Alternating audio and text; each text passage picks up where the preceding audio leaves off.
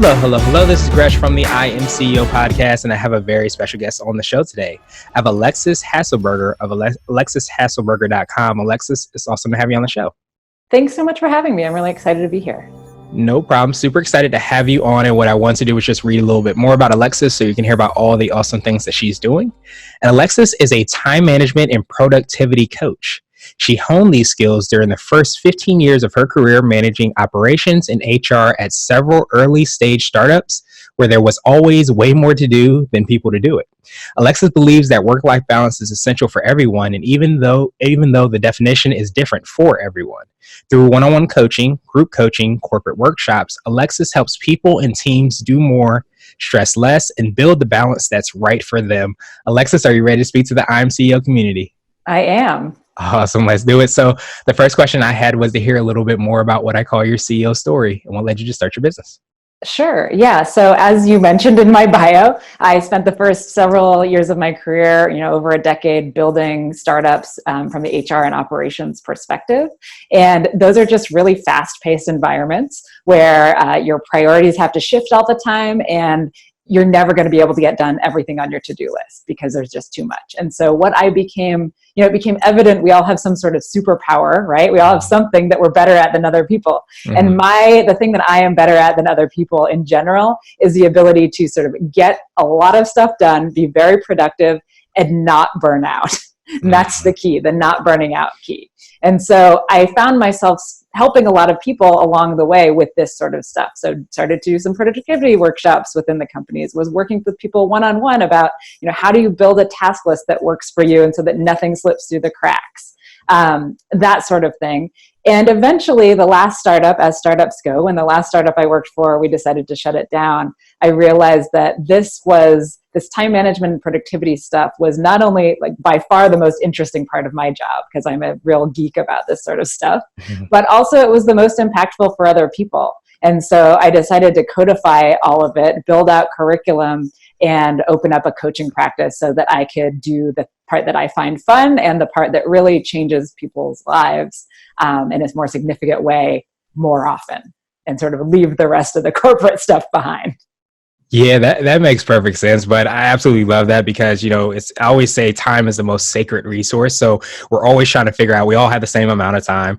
And we're always trying to figure out how to kind of maximize as much of that time as we can. So I love, everything that you're doing because you help people to kind of realize sometimes they have more quote unquote time than they think they have, just in how you use it, I guess.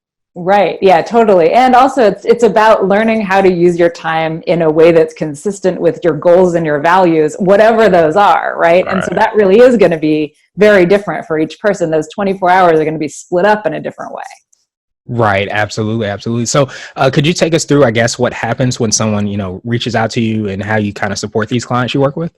Sure. So from a one-on-one coaching perspective, I've built out a curriculum that essentially covers all the finer points of time management and productivity. So each week of my program, we'll be talking about a different topic. So, 1 week we may be diving really deep into the nitty-gritty of our tools, right? Like, how do we use our email?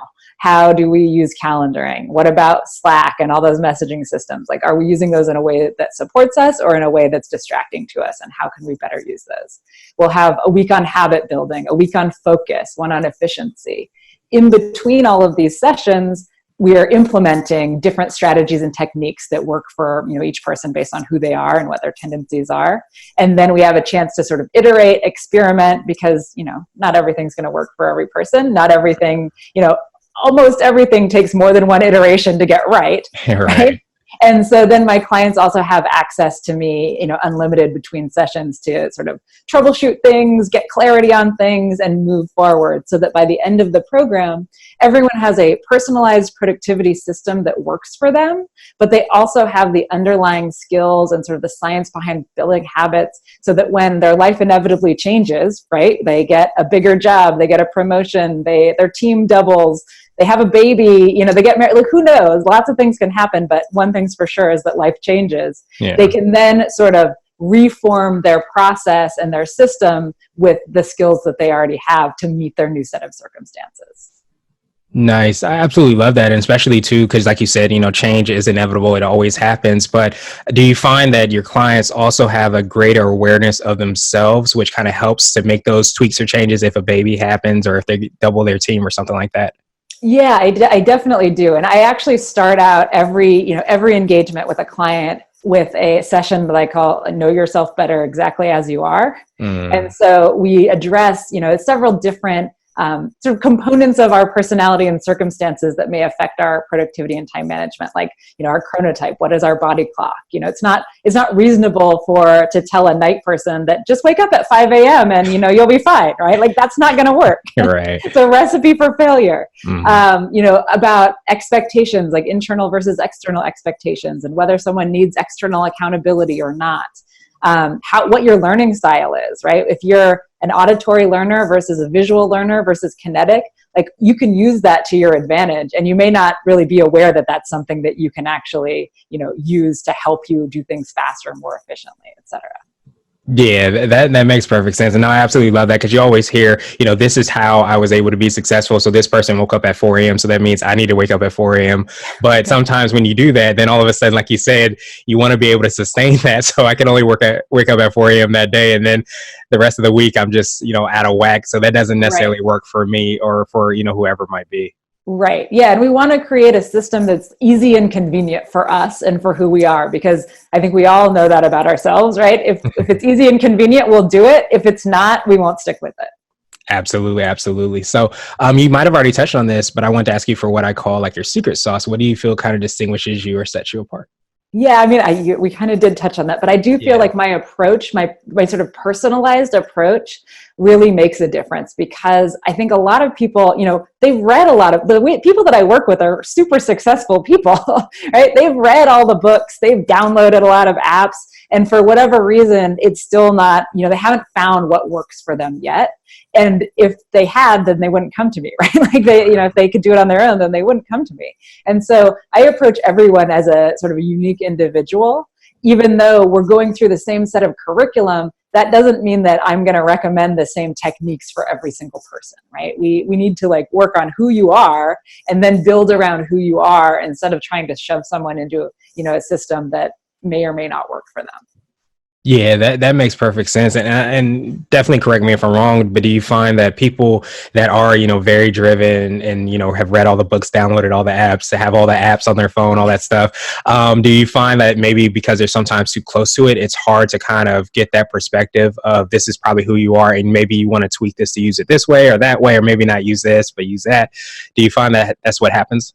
Yeah, and also I think it can be overwhelming for people, right? Because there are so many different books and apps and all of that. And, like, I'm someone who's living in this space all the time. So, I've done that work for you, right? Like, I can tell you, okay, these are the apps I'm going to recommend for this type of, for this reason.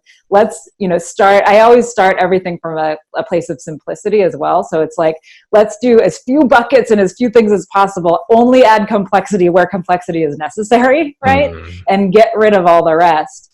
So we can kind of build it back up into a place that works for someone, instead of that kind of overwhelmed place where it's like, well, I'm trying this strategy over here and I'm waking up at 4 a.m. But also I heard that you're supposed to write from 10 p.m. to midnight, and, the Yeah. world of kind of like clashing recommendations. Exactly. Yeah, it's sometimes if you do all the things that make people quote unquote successful, and you try to incorporate that all into your life, you'll never be able to sleep or anything. And like you Right. mentioned in the bio, like work-life balance is something that's important as well. Exactly. Nice. So I wanted to switch gears a little bit and ask you for what I call a CEO hack. And I'm sure you have a ton, but I wanted to ask you, do you have like an app, a book, or a habit that you have that makes you more effective and efficient? Yeah, I mean, I would say that for me and my business, the thing that is the most impactful is the use of Calendly and, Mm. essentially schedulers, right? I think these saved so, back in the day when we did not have these, right? We would send out an email and we'd be like, okay, are you available at these 3 times? And that's if you're good about it, right? And then they'd say, no, I'm not. But what about these times? And then you'd say, no. Well, maybe this time. And then you get overbooked because you're double booked because Yeah. somebody did something. And so I feel like Calendly just streamlined all of that. I probably have 10 different types of events, anytime I have a different one for in person, I have a different one for coaching sessions, I have a different one for consultations, and it just streamlines everything on so many levels. Yeah, absolutely. I swear by my scheduling app as well. And the back and forth can get very overwhelmed. And I too have double booked myself and been at two different meetings because I didn't do that. So I learned, hey, this is who you are. This is what you need to do. Just execute the plan. So I definitely echo that. Yeah. Nice. So now I wanted to ask you for what I call a CEO nugget. And this is a word of wisdom or piece of advice. Or if you can hop into a time machine, what would you tell your younger business self? All right. So, I think my biggest hack or nugget is going to sound kind of counterintuitive, and it is don't rely on your memory, right? Our brains are not designed to just hold all this stuff that we have circling around. If we have stuff in our brains and in our email and in, some list that's on the floor somewhere and another one that's shoved underneath our desk, and, we have voicemails and Slack and all of this, it's literally impossible to prioritize, right? And so it's really about getting everything out of your head and into a system so that you can focus on the task at hand, especially the pieces of your business that really need focusing. Impossible to do that if you're trying to store the to-do items in your brain.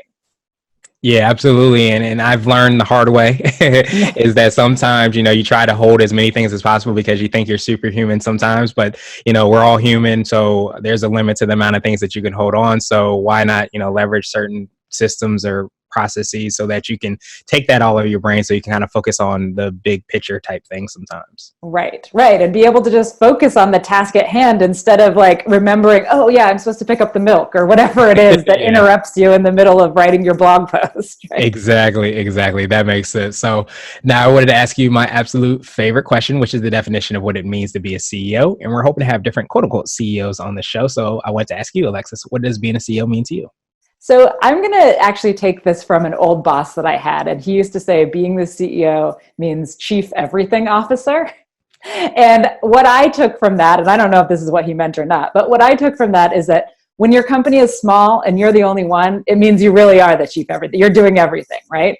But it also means that as your company grows and you have other people that work for you and work around you, that you're never better than any task. Like you as the CEO can still take out the trash when the trash gets full, right? You are still ultimately responsible and you never get sort of better than anything that's happening in your business or any of those people. Yeah, and I think I think people definitely respond as well to somebody who is the quote unquote CEO and has a big huge company, but is willing to take out the trash, because that to me defines a really good leadership. And sometimes the best leadership is servant leadership. So to be part of the team and to connect and do those things definitely go a long way. So I appreciate that. Yeah. Nice. Well, Alexis, I truly appreciate your time. What I wanted to do is pass you the mic, so to speak, just to see if there's anything additional you can let our readers and our listeners know, and then, of course, how best they can get hold of you. Yeah, great. I am always looking to help more people in this regard. I think that's why I started this business. So people can reach me on my website. It's alexishaselberger.com. Hopefully you'll put that in the show notes because nobody will be able to spell it. I will. And so I do, one-on-one coaching. I'm about to launch group coaching as well this summer. Nice. I do corporate workshops. So if your company wants to have me come in and do a few hours on the basics, that's a great way. And then I also just released a course on Udemy. So people can do a self-paced video online course about time management and productivity as well.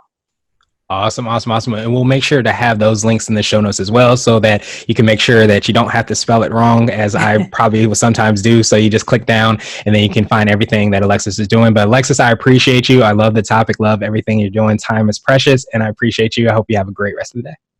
Thank you so much. You too. All right.